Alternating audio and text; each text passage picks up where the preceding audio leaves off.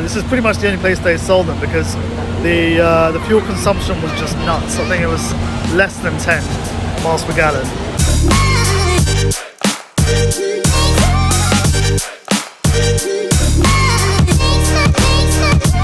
Hey guys, and welcome to another episode of SupercarTribe. Today we're actually in Saudi Arabia. We're here for the Classic Car Show, and there's a whole range of cars here. They started sort of from the 30s onwards. There's about 300 cars in total, and we're going to check them out.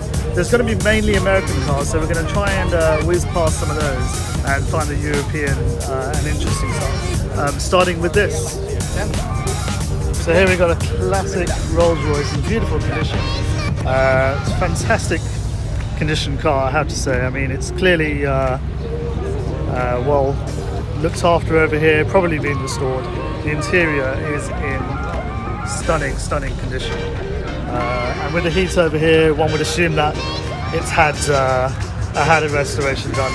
Saudi plate car. But in really good condition, so it's nice to see the car here. Obviously roped in because of the nature of the vehicle, and right opposite we've got another Silver Shadow, which also looks in really good condition as well. Really good to see these cars. I mean, I see some of them on the road over here as well, and I've been here for a few weeks now, and it's really great to see these cars on the road being used, although most are not in as good a condition as this, I have to say. There's another car that seems to have originated in the US and made its way over here. This is a Corniche, again in such good condition, and really lovely to see these cars out. A nice Mercedes SL. I think they call this one the Pagoda, if I'm not mistaken, because of the roof design, and one of the early Corvettes. Really pretty looking car this is, I have to say. Now this quite possibly might be the only one here. It's a Volvo, and yeah, quite a very pretty looking car, and you know, it's probably the only one in Saudi Arabia, I would imagine. So I just wanted to mention a little bit about this whole location.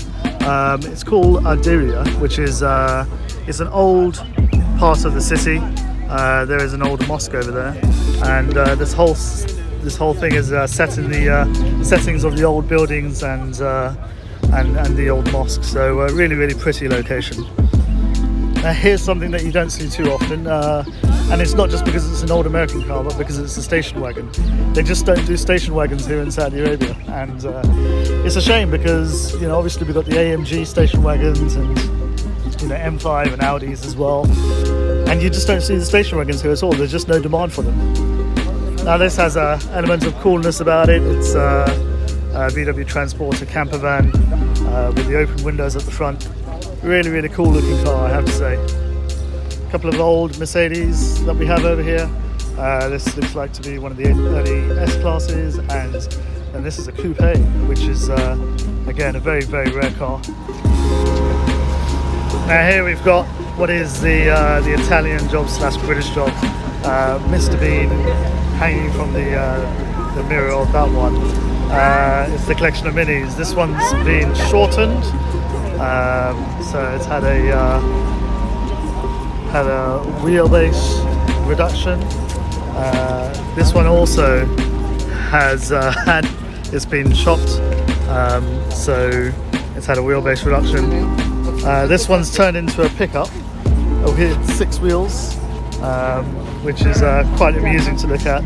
This one looks pretty standard from the front, and once you come around the side you realise actually there's nothing standard about it. Everything from the windshield back is different. It says 6x6 on it. I'm not too sure it is, but just look at those exhausts on that thing. I mean, if those things are real and there's sound that comes out from them, I'd love to hear what it actually sounds like, because that is just outrageous. There's a Ford tractor. Look at that, working lights. How cool is that? This is actually the Bugatti Type 35, but it's not original. It must be a replica. Those wheels are just horrible. It's come from the US. I know that there was a British company that were making them. It's probably not that one. It's probably another one. I think they have like a VW engine inside, which is quite sad. It's got a Beetle engine. Talking of Beetles, we have 3 Beetles on the back of a trailer over here, convertible as well, and a nice, is that Golf racing stripe colours? Not entirely sure, but it's quite interesting. Now this is a VW SP2 restoration project. So I'm not really too sure about the SP2. I don't know if it was a sort of limited production car or if it was a test car of some sort. I've never seen one before in my life, but very interesting car nonetheless. So I've just made it over to the main section, which I presume is the main section, and this is the Land Rover's Owners Team UAE.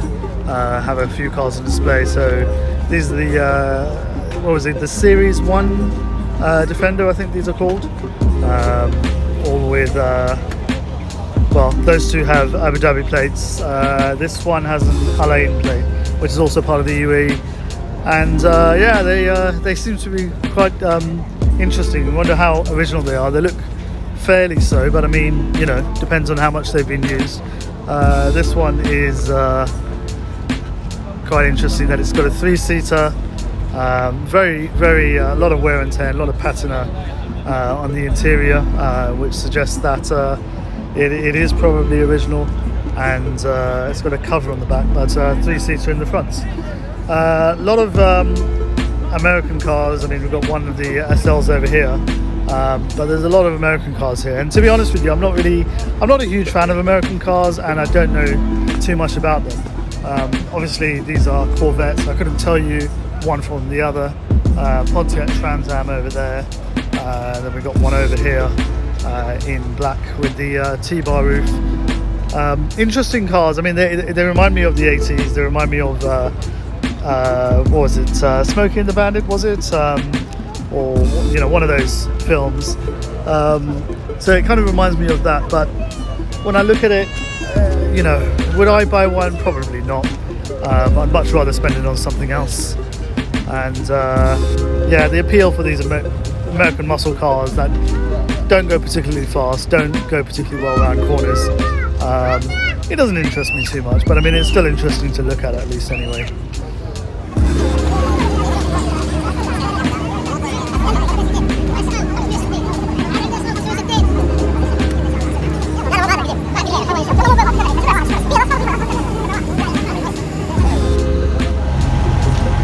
Now I've watched Gone in 60 Seconds, so I know what this one is. This is a Shelby GT500, or Eleanor, as the car is referred to in the actual film itself. Not sure if it's original, but certainly looks the part. Looks really cool. And here's another Rolls Royce, which seems to be in really good condition.